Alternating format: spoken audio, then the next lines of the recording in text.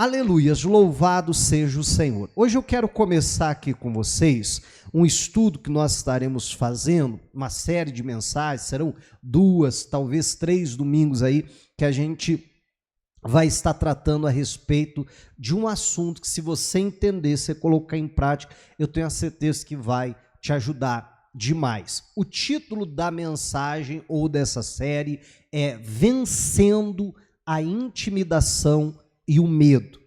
Essa série de mensagens ela está baseada num livro de John Bevere, que é Quebrando as Cadeias da Intimidação. Eu não quis imitar o título do livro para dar o título das mensagens, acho que não seria adequado, tá? Mas a gente vai estar tratando sobre isso. É um livro que eu recomendo todo cristão ler, que vai te ajudar demais, tá? Eu já li esse livro alguns anos atrás, se eu não me engano eu li ele 2 vezes, e recentemente eu estava assistindo as ministrações do próprio John Bevere a respeito desse livro, e me veio ao coração a necessidade de trazer esse assunto, então, para a igreja. Hoje eu vou, fazer, não vai dar para eu me aprofundar muito no assunto, hoje é mais para a gente entender um pouquinho da coisa e começarmos a ver algumas questões que vão servir para nós como base, para tudo aquilo que a gente vai ver nos próximos domingos. Então já lhe convido para não faltar, para estar aqui, quem está acompanhando o culto gravado, para também acompanhar a série toda. Bom, como eu já disse, eu quero falar a respeito da intimidação, do medo. A gente precisa entender que essa é uma arma que o diabo usa demais. A gente vê a intimidação na vida de muitos personagens bíblicos. Alguns só de eu citar, você vai, quem sabe, até lembrar o caso. Outros, no decorrer, a gente vai ver de uma forma mais aprofundada. Mas a gente vê essa questão da intimidação, por exemplo, na vida do Elias. Alguém estava se movendo numa ousadia, num poder, numa unção, mas quando recebe a intimidação, quando ele se vê intimidado, quando ele fica com medo de Jezabel, é como se um fio fosse puxado. Aquela unção, aquele poder é desconectado, então. E é exatamente isso que acontece quando entra o medo, quando entra a intimidação. Sexta-feira agora eu falava do Pedro. O Pedro vai dizer para Jesus: se és tu, me manda ir ter contigo andando sobre as águas. E Jesus vai dizer: venha. E o Pedro desce do barco no meio de uma tempestade, de madrugada, e começa a andar sobre as águas. O Pedro está se movendo na mesma unção, no mesmo poder, está realizando exatamente aquilo que o próprio Senhor Jesus está realizando. Isso não é pouca coisa. Amém? Mas a Bíblia diz que enquanto ele estava olhando, ele sentiu o vento forte e ele ficou com medo. Perceba que ora o diabo usa pessoas, ora o diabo usa circunstâncias, ora até mesmo num ataque direto para tentar nos intimidar. No momento que ele tem medo, é como a expressão que eu usava há pouco, um fio fosse puxado, espero que você entenda o que eu quero dizer com isso, ele é desconectado daquela unção, daquele poder. Simplesmente na mesma hora ele começa a afundar, clama por ajuda, Jesus estende a mão, o levanta e o leva de volta para o barco. Interessante que ele já não anda mais sobre as águas, é Jesus que o leva de volta até o barco. Então o diabo ele usa muito essa questão do medo, da intimidação. A gente vê isso no povo de Israel nos dias de Gideão, a gente vê isso nos dias de Saul, Golias intimidando o povo, todo mundo paralisado, morrendo de medo. A Bíblia diz no livro de Provérbios que o medo ele é uma armadilha. Tudo isso a gente vai ver, como eu disse, no decorrer aí dos dias, nos próximos domingos, mas só para você entender como essa é uma arma, é uma ferramenta que o diabo ele usa para paralisar o cristão, para impedir do cristão usar os seus dons, usar a capacidade sobrenatural que Deus colocou sobre a nossa vida. Para a gente entender, para a gente partir aí o que é essa intimidação e quem sabe fazer até um diagnóstico, será que nós não estamos debaixo dessa influência? Será que nós não estamos de alguma maneira presos a essa intimidação maligna? Eu gostaria de fazer algumas perguntas. 5 perguntas para a sua reflexão, para a gente introduzir aqui o assunto. E eu gostaria que você pensasse nessas perguntas, respondesse, analisando diversas situações da sua vida, se talvez isso não está acontecendo. E eu acredito que essas perguntas vão te ajudar a identificar se talvez você está ou não debaixo da intimidação. A primeira pergunta é a seguinte: será que às vezes você não diz sim querendo dizer não? Em alguma vez, em algumas circunstâncias da sua vida, ou melhor, será que isso não é algo comum na sua vida? Você sabe que o certo a ser dito é o não, mas você acaba dizendo o sim por causa da pressão de alguém, por causa da pressão das circunstâncias, das situações à sua volta. Segunda pergunta: será que você não se sente culpado quando diz não? Naqueles momentos que você até mesmo, sabe, bate o pé e diz não, e daqui a pouco você se sente culpado. Poxa vida, será que eu deveria ter falado não mesmo? Ai, será que eu não deveria ter falado sim? Ai, tadinho dele, ai, tadinho dela. Amém?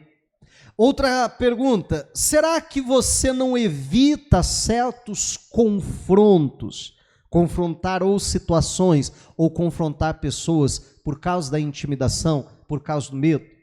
Você sabe que aquilo que a pessoa está fazendo é errado, você sabe que precisaria confrontar aquela situação, aquilo não pode continuar daquela maneira, mas você se sente intimidado diante daquilo. Você não encara, você não confronta, você não vai lá resolver o problema, você simplesmente prefere: ai, deixa a coisa do jeito que está. Eu contava aqui no culto da manhã que eu já sofri muito com essa questão da intimidação. Confesso que de vez em quando ainda tenho que lembrar de tudo isso e ainda tenho que, às vezes, lutar contra isso, porque é uma batalha constante.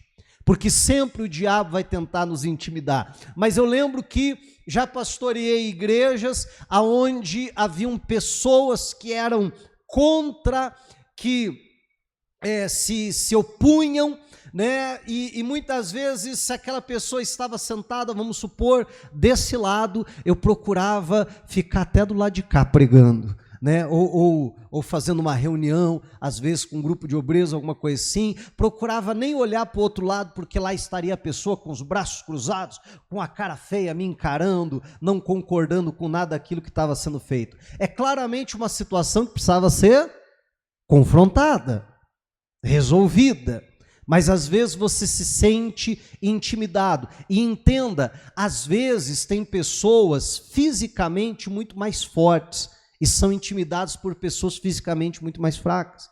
Tem pessoas muito mais capazes emocionalmente, até num sentido de entendimento, de cultura, são emocionalmente fortes, mas são intimidados por pessoas emocionalmente mais fracas e incapazes perante a capacidade que a pessoa tem. Então não é uma questão nesse aspecto. A gente precisa entender, e vamos ver ainda, que isso a Bíblia chama de um espírito.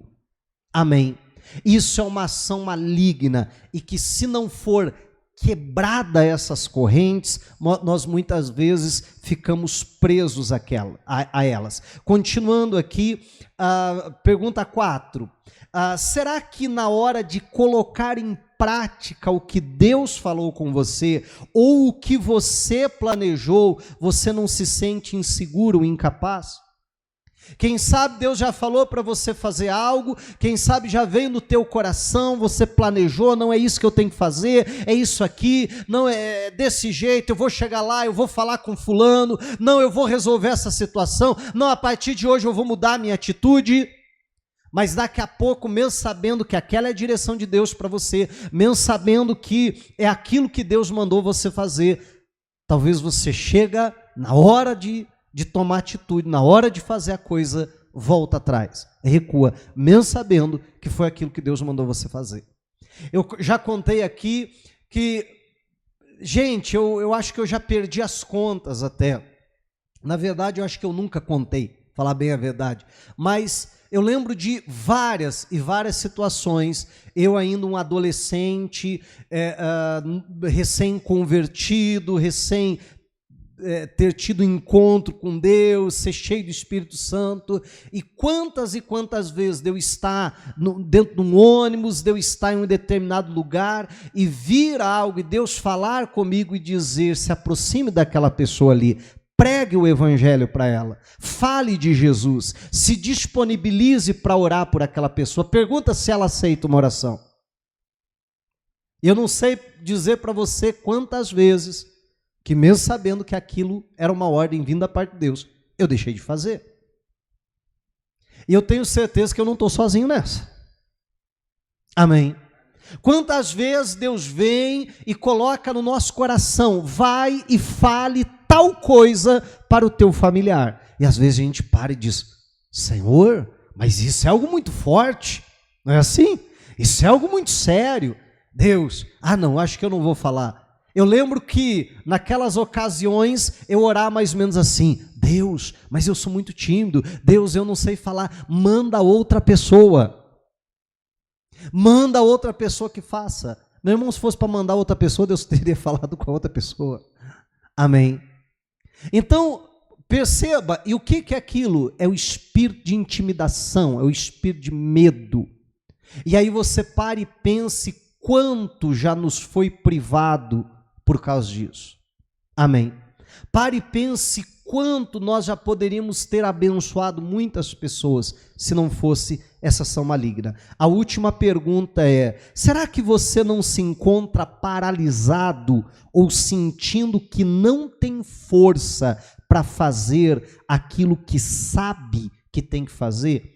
É um pouco parecida com a quarta, mas em alguns aspectos diferentes. Tem muita coisa que você sabe que é aquilo que você tem que fazer, mas simplesmente você sente que não tem forças para fazer. Você se sente paralisado diante daquilo e não faz aquilo que precisa ser feito. Meu irmão, se uma dessas perguntas, ou quem sabe se várias dessas perguntas, a resposta é, pastor, sim, eu estou me identificando.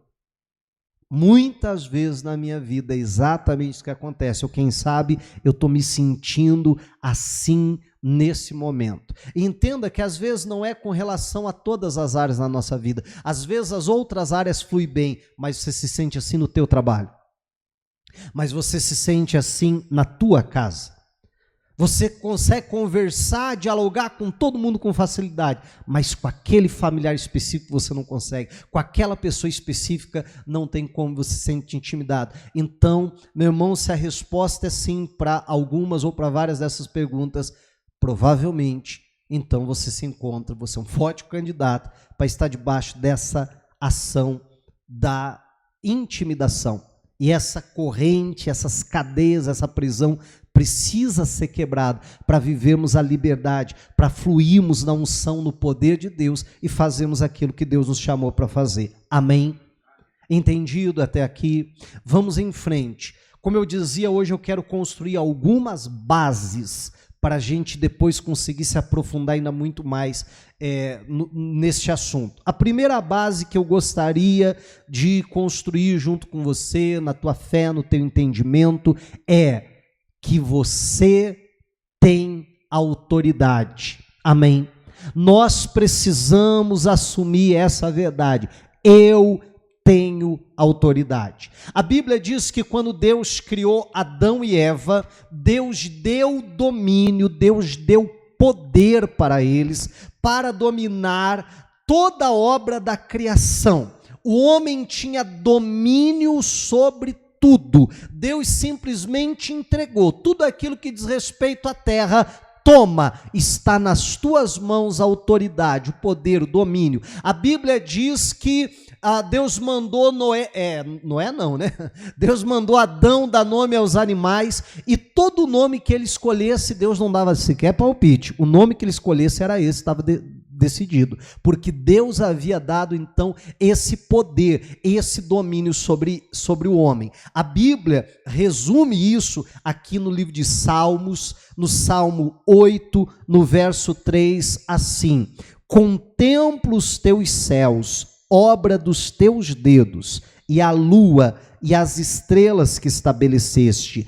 Que é o homem para que dele te lembres, e o filho do homem para que o visites? Opa, está falando do homem, de eu e de você. E olha o que a Bíblia diz a nosso respeito. Fizeste-o, fizeste quem?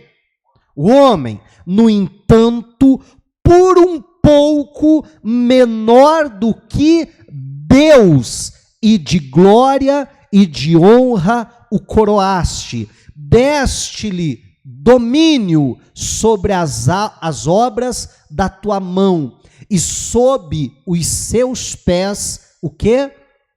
Tudo lhe puseste. Diga a glória a Deus. Então a Bíblia deixa claro que foi essa condição do homem, que Deus criou todas as coisas e fez o homem um pouco menor do que Deus, e deu a ele toda essa autoridade, deu a ele todo o poder sobre todas as obras da criação de Deus. Acontece que você conhece a história, Adão e Eva, ao serem enganados pela serpente, a Eva diretamente, Adão indiretamente, porque dá ouvidos à mulher, e eles então comem do fruto, desobedecendo a Deus e obedecendo ao diabo. Nesta hora, o homem pega tudo aquilo que ele tem, toda a autoridade que ele recebeu da parte de Deus, e ele então entrega essa autoridade a Satanás. Entrega essa autoridade. A autoridade, entenda bem, não só do homem, porque o homem está acima de toda a criação. Quando o homem entrega essa autoridade, então ele entrega a autoridade de toda a criação. Toda a criação agora fica nas mãos, fica sujeita, fica debaixo da autoridade do diabo, de Satanás. A Bíblia diz no livro de Romanos, no capítulo de número 8 e no versículo de número 20, o seguinte, Romanos 8, 20, olha só. Pois a criação está sujeita à vaidade, não por sua própria vontade, mas por causa daquele que a sujeitou, na esperança de que a própria criação será libertada do cativeiro da corrupção, para a liberdade da glória dos filhos de Deus. Amém? Olha só, a Bíblia fala que a própria criação está nessa expectativa da manifestação dos filhos de Deus, porque a própria criação, ela foi sujeita à vaidade, não por sua própria vontade, mas por conta daquele que a sujeitou. E agora ela está debaixo, então, desta corrupção, de um cativeiro de corrupção, e ela está esperando a manifestação dos filhos de Deus, para que a própria criação, então, seja liberta desse cativeiro. Então o diabo passa a ter autoridade, passa a ter domínio sobre todas as obras, sobre toda a criação, sobre tudo aquilo que Deus tinha dado para o homem. Olha só, Deus deu essa autoridade para o homem foi e deu essa autoridade para Satanás. Deus, ele não vai lá e diz, não, pera lá, isso está errado, diabo, me devolve porque eu não dei para você, eu dei para o homem. Não, não é assim que as coisas funcionam.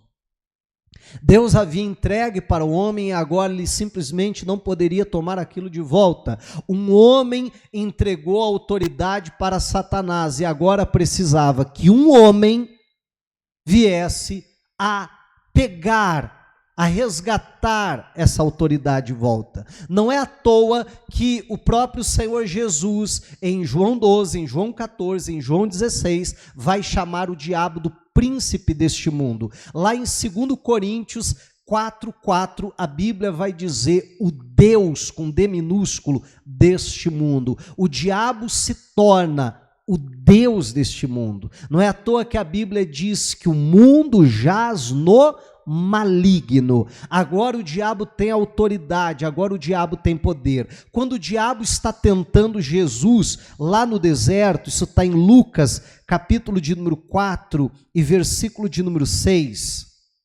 Lucas 4, 6.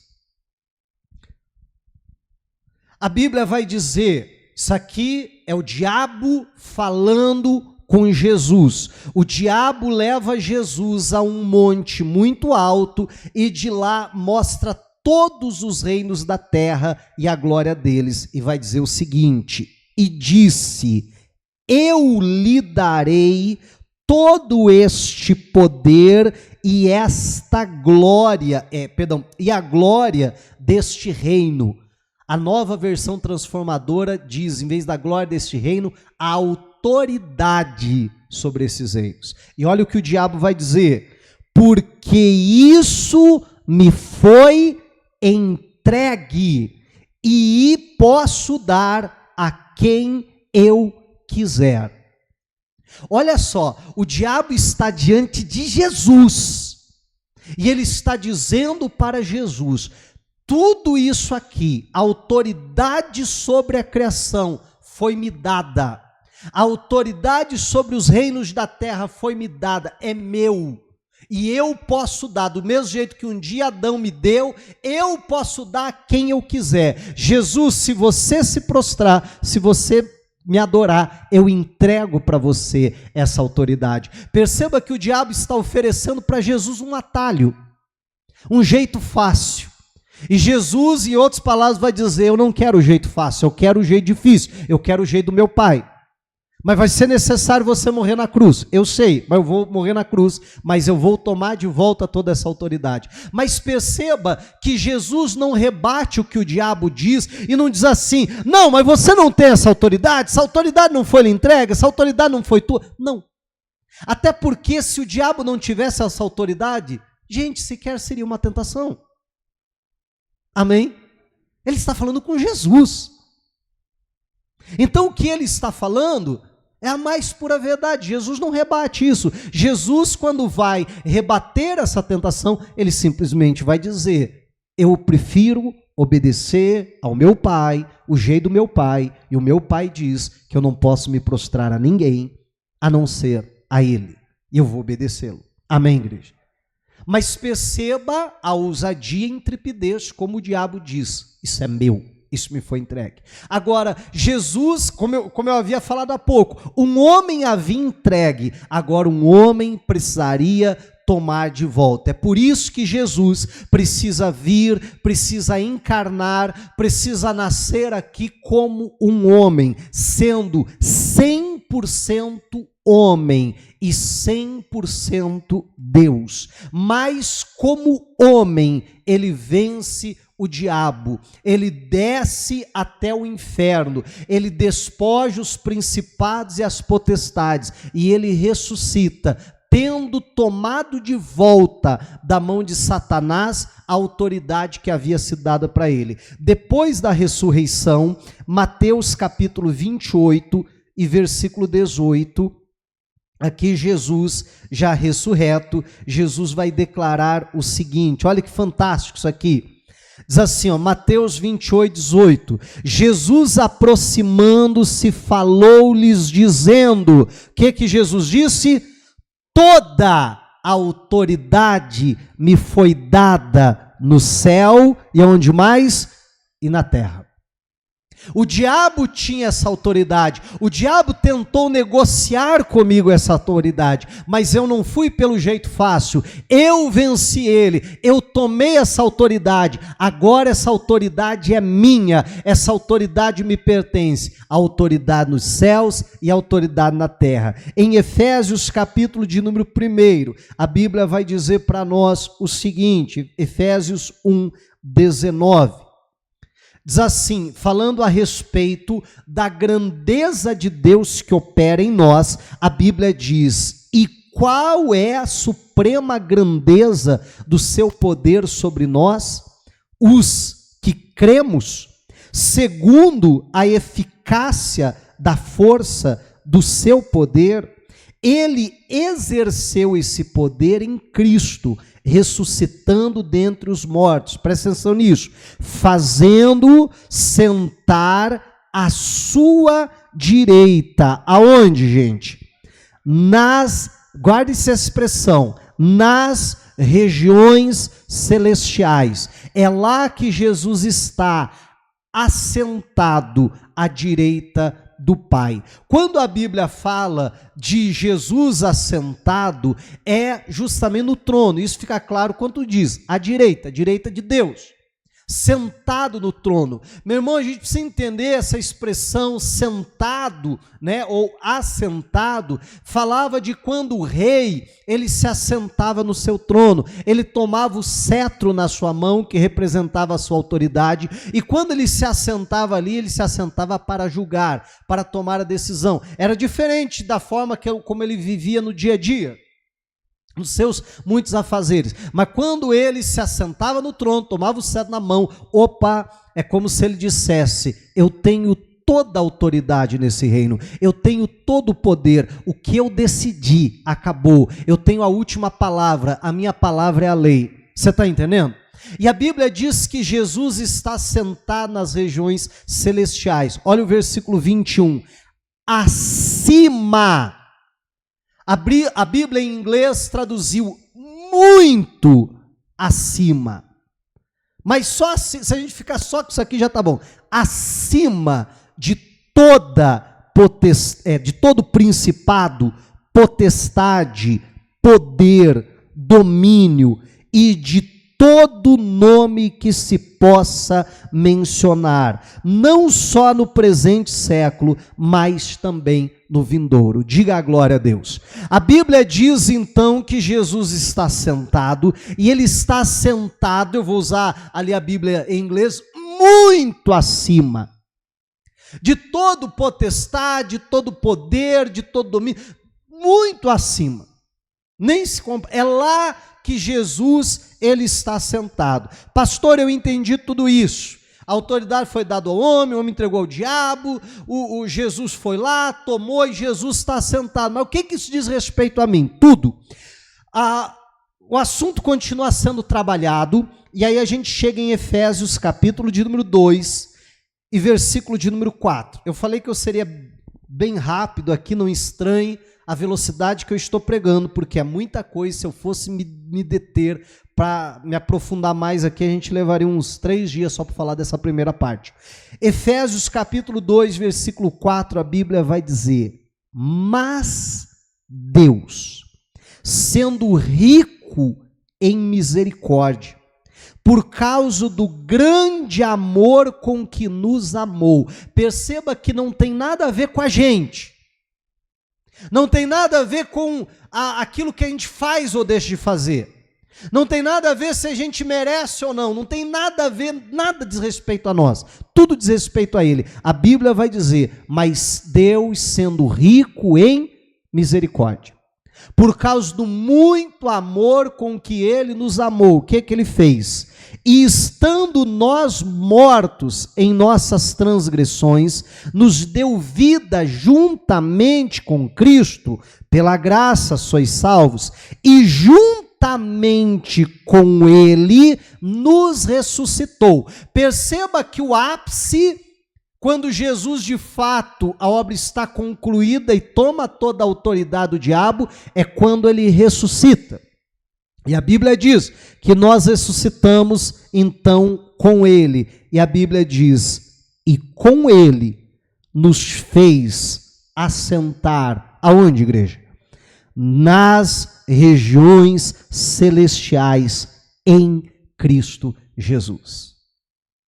Quando Jesus está assentado nas regiões celestiais, diz a Bíblia que Deus, não por nós, pela sua misericórdia, pelo seu muito amor com que Ele nos amou, Ele nos ressuscitou com Cristo e Ele nos faz assentar em Cristo, na mesma posição que Jesus ocupa, nas regiões celestiais. Então, essa autoridade que Jesus ele conquistou, Ele nos entrega, Ele nos dá, porque o plano de Deus sempre foi que o homem exercesse essa autoridade. Que o homem então é que tivesse esse domínio, esse poder, de uma tal forma que a gente não tem que olhar para o diabo ou para a ação de Satanás de baixo para cima. O diabo está furioso, mas esse demônio é muito poderoso, mas isso é muito forte, você está entendendo? Não, a gente tem que olhar de cima para baixo. Eu estou com Cristo, essa é a minha posição, eu estou assentado com Ele, muito acima das autoridades, das potestades, de uma tal forma que eu posso olhar o diabo e a ação dele de cima para baixo. Não é à toa que a Bíblia vai dizer que foi nos dado, essa autoridade que Jesus conquistou, foi nos dado, ele diz, eis que eu vos dou poder e autoridade para pisar serpentes e escorpiões, e toda a força do maligno, e nada lhes causará dano algum. Se nós não entendermos a autoridade que nós possuímos, meu irmão, facilmente nós vamos nos sentir intimidados. Facilmente nós vamos nos acovardar diante das ações malignas. Mas se nós entendermos de fato que nós temos essa autoridade, e repito, nada diz respeito a nós, quantas vezes a gente pensa mais ou menos assim, essa semana foi muito boa para mim, essa semana eu jejuei 3 vezes, eu li a Bíblia todos os dias, eu orei pelo menos 1 hora por dia, essa semana eu estou com muita autoridade, não é assim?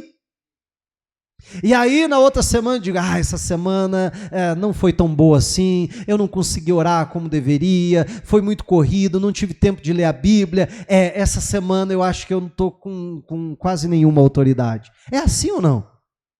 Agora você perceba que não diz respeito a nós, que não é aquilo que nós fizemos. Claro que nós temos que orar, claro que nós temos que jejuar, claro que nós temos que ler a Bíblia, claro que nós temos que fazer todas essas coisas. Mas o que nos reveste de autoridade, amém, igreja, é aquilo que o Senhor fez por nós. Precisamos entender, porque guarda uma coisa no teu coração, guarda essa frase. Meu irmão, a autoridade que Deus nos deu, se nós não exercemos ela, o diabo vai nos roubar essa autoridade e vai exercer essa autoridade contra nós. Ou nós exercemos a autoridade que Deus nos deu, ou nós vamos, como Adão, acabar entregando essa autoridade para o diabo. Meu irmão, quando Adão entrega a autoridade para o diabo usa a autoridade que Adão tinha para exercer essa autoridade contra ele, sobre a vida dele. Você consegue entender? Meu irmão, não é à toa que a Bíblia diz, não deis lugar ao diabo, não faça o mesmo que Adão fez. Nós precisamos exercer essa autoridade. Amém?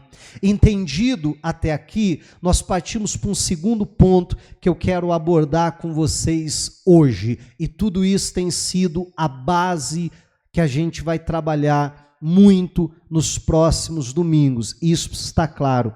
Eu tenho essa autoridade. Nesse livro do John Bevere, ele conta um caso de um pastor que ele respeita muito, ele não dá o nome, mas que ele respeita demais e que contou para ele uma certa ocasião, que um dia ele teve, esse outro pastor teve uma visão com Jesus.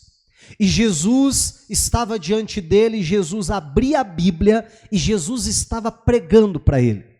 Jesus estava abrindo diversas passagens bíblicas e através das escrituras, literalmente pregando para ele. Mas ele disse que daqui a pouco nessa visão aparece um demônio que o aspecto dele era um pouco menor que uma figura humana, ele era verde, gosmento e tal, e aquele demônio simplesmente ficava fazendo para ele assim, né? E ficava fazendo assim. E a hora que aquele demônio começou a fazer isso, é como se alguém tivesse ido lá e mutado Jesus, apertado o mute. Jesus continuava falando, Jesus continuava pregando, mas ele não conseguia ouvir absolutamente nada, só conseguia ouvir o demônio. E aí, aquele homem de Deus diz, Jesus, mas eu não estou lhe ouvindo. Jesus, o senhor está falando, mas eu não escuto nada. É como se estivesse no mudo. E Jesus continua pregando e aquela situação não muda. E ele muito angustiado por não conseguir mais ouvir o que Jesus está falando. E ele começa então a dizer, Jesus, mas eu não estou lhe ouvindo, Jesus, eu não estou lhe ouvindo. E daqui a pouco então vem ao coração dele uma resposta dizendo, né? E chega uma hora que ele fica irritado, ele diz, Jesus, faz alguma coisa com relação a esse demônio. Ele está atrapalhando o Senhor, eu não estou lhe ouvindo. E a resposta de Jesus dentro dele é, eu lhe dei autoridade. Eu lhe dei poder. Quando ele recebe essa resposta, ele se dirige àquele demônio, um demôniozinho, e ele se dirige àquele demônio e expulsa ele em nome de Jesus. Na mesma hora que aquele demônio sai, é como se alguém tivesse apertado a tecla e ele volta a ouvir Jesus. Amém. E nós precisamos entender isso, meu irmão, que nós temos essa autoridade, que ela foi nos dada. Jesus vai dizer, em meu nome expulsarão demônios, mas quantas vezes a gente está igual aquele pregador, orando e dizendo, Senhor, expulsa o Senhor. Não é assim? Senhor, me ajuda a vencer isso. Senhor, me ajuda a vencer aquilo, enquanto deveríamos nos levantar, entendendo a nossa autoridade e fazer aquilo que precisa ser feito. Como eu dizia, a segunda coisa que eu quero abordar é Deus dá dons aos homens. Dentro dessa perspectiva daquilo que Jesus realizou na cruz do Calvário, a Bíblia diz que o Senhor Jesus despojou os principados e potestades, levando cativo o cativeiro, e a Bíblia diz, e deu dons aos homens. A Bíblia não diz que Deus deu alguns dons a alguns homens. Não, a Bíblia diz que Deus deu dons aos homens. Cada um de nós recebemos dons que vêm da parte de Deus. Isso é fundamental nós entendermos.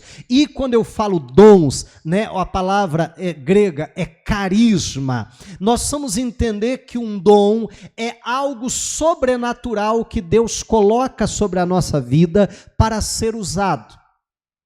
E eu quero que você entenda que, claro, muitas vezes relacionado ao ministério, muitas vezes relacionado como nós vamos usar os nossos dons para alcançar a vida das pessoas, mas nós precisamos entender, né, porque quando a gente pensa em dom, às vezes a gente pensa algo simplesmente relacionado ao ministério, mas é muito mais do que isso. Você vê um artista pintando um quadro, fazendo uma escultura, de uma forma tão linda, de uma forma tão perfeita, que talvez sequer uma máquina conseguiria fazer aquilo, e você olha aquilo e diz, como é que um ser humano consegue fazer uma coisa dessas?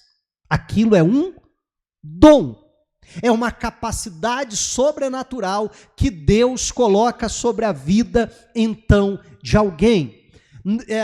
Quantas vezes, né, até falando das artes, da música, né, e às vezes, meu irmão, você passa anos estudando para você aprender a tocar um instrumento, para você aprender a cantar meramente aceitável, e às vezes você encontra pessoas que nunca fizeram uma única aula, e você tem 10 anos, se matando para tentar aprender, e você não consegue fazer 5% que aquela pessoa faz, sem nunca, às vezes, ter frequentado uma aula. E você diz, como é que pode isso? Bate até uma invejazinha santa.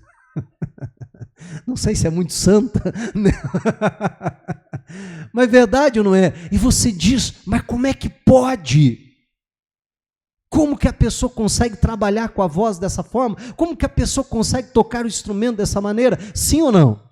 É uma capacidade que vem da parte de Deus. Isso em todas as áreas. Alguns têm uma capacidade de liderança, meu irmão, fantástica. A pessoa chega num lugar, 5 minutos depois as pessoas estão seguindo ela. Ninguém nunca viu, ninguém nunca a conhece, mas ela tem um dom, algo sobrenatural da parte de Deus, que as pessoas simplesmente decidem seguir aquela pessoa. E assim vai. Então Deus deu dons aos homens, essa capacidade sobrenatural, esse carisma. Nós não podemos jamais olhar para a nossa vida e dizer, mas a mim Deus não deu nada. Não, isso é mentira, isso é aquilo que o diabo quer que você acredite. Deus deu dons aos homens e nós precisamos, então, exercer esses dons para que vidas sejam alcançadas, para que pessoas sejam abençoadas. Jesus, certa vez, contou uma parábola, a parábola dos talentos. É claro, eu sei que talento era uma unidade monetária da época. O que Jesus está contando ali é que deu uma quantidade em dinheiro para aquelas pessoas. Mas todas as vezes que eu penso nessa parábola, eu acho que não foi à toa que a unidade monetária foi talento. Amém? Né? Algo que eu poderia aqui dizer que é parecido com o dom que eu estou falando. E aí a Bíblia diz que a um Deus deu 5, a outro Deus deu 2 e a outro Deus deu 1. O que tinha 5 usou os 5 que tinha, conseguiu mais 5, e o que tinha 2 fez a mesma coisa. Mas aquele que tinha 1, o que ele faz com o seu talento? Ele enterra, ele esconde, ele faz isso por quê, gente? Por medo. As palavras dele são essa: eu tive medo de perder, por isso que eu enterrei. E ele diz: Senhor, toma aqui o que é teu. E é como se o Senhor dissesse: o que você quer que eu faça com isso? Eu te dei, você deveria usar aquilo que eu te dei. Amém? Meu irmão, e aí eu lhe pergunto, quantos de nós também não enterraram, também não está escondido um dom, uma capacidade sobrenatural da parte de Deus para realizarmos algo por medo, por intimidação? Talvez você que está aqui me ouvindo, você sabe que Deus te chamou para algo, você sabe que Deus te capacitou para aquilo, você sabe que Deus te deu um dom, mas a intimidação o diabo usa essa arma, essa ferramenta para esconder, para inutilizar aquilo ali. Porque no momento que a gente se sente intimidado, que a gente se sente com medo, como eu dizia, é como um cabo que é desligado. A gente simplesmente se desconecta com Deus. A gente pode estar andando sobre as águas, mas quando entra a intimidação, a gente vai afundar. A gente pode, como Elias, estar se movendo, descendo fogo do céu, confrontando a nação, confrontando o rei, confrontando os falsos profetas, mas daqui a pouco entra a intimidação. Senhor, só sobrou eu. Ninguém mais quer saber do Senhor. Deixa eu me esconder na caverna. Não é assim? Meu irmão, é aquele homem com tamanha ousadia, se movendo de uma maneira sobrenatural. Parecia que alguém puxou. Está entendendo a expressão que eu estou usando, né? Puxou um fio. Nós precisamos olhar para a nossa vida e entender: eu tenho autoridade e eu tenho dons. O que eu estou fazendo com eles? A Bíblia diz, Timóteo, capítulo de número 4, e versículo de número 14. Timóteo 4,14, a Bíblia diz assim: não seja negligente com o dom que você recebeu, o qual lhe foi dado mediante profecia com a imposição das mãos do presbitério. Isso aqui é Paulo escrevendo a Timóteo, e ele vai dizer: Timóteo, Deus te deu um dom, uma capacidade sobrenatural. Não negligencie, não seja negligente com o dom que Deus te deu. E eu peguei aqui do dicionário, o que é negligenciar? São palavras muito fortes, olha só, é desconsiderar, não dar atenção, é ignorar, subestimar, fazer pouco caso, subvalorizar. É isso, meu irmão, que Paulo está falando a Timóteo, e é isso que eu estou falando para você. Eu posso hoje usar as mesmas palavras de Paulo para olhar para cada um de vocês e falar a mesma coisa. Não negligencie o dom que Deus colocou na sua vida, porque você tem um dom, porque a Bíblia diz que Deus nos deu dons. Não desvalorize, não subestime, não subvalorize, não faça pouco caso, não desconsidere. Não, nós precisamos olhar para aquilo que Deus nos deu. E quantas vezes, falando até a respeito de quando Deus nos chama para alguma coisa, às vezes dentro do ministério, às vezes coisas até lá fora, que Deus nos chama para fazer, e quantas vezes nós paramos e dizemos, mas quem? Eu, Senhor? Não, eu não posso fazer isso, eu não tenho capacidade. Mas é claro que eu não tenho capacidade, mas Ele me deu um dom, uma capacidade sobrenatural que vem da parte dEle. E se Deus está me chamando para exercer, para fazer uma determinada coisa, é porque Ele me deu esse dom, e esse dom não pode ser negligenciado. Porque quando nós negligenciamos esse dom, ele simplesmente deixa de operar. Pare de subvalorizar aquilo que Deus colocou na tua vida, porque às vezes a gente olha para o dom que Deus colocou na vida dos outros, a forma que os outros estão se movendo em Deus, e dizemos, poxa vida, aquele ali com certeza tem um dom, aquele lá não, isso aí não tem dúvida, Deus deu um dom para ele, mas eu não. Ou às vezes a gente pensa mais ou menos assim, não, o dom que Deus deu para aquela pessoa é um dom muito grande, é um dom maravilhoso, não, mas o dom que Deus colocou na minha vida, ele é menorzinho, né? Ele é subvalorizado, ele não é tão legal assim, ele não é tão importante assim, ele não é tão relevante. Não negligencie o dom de Deus que está na sua vida.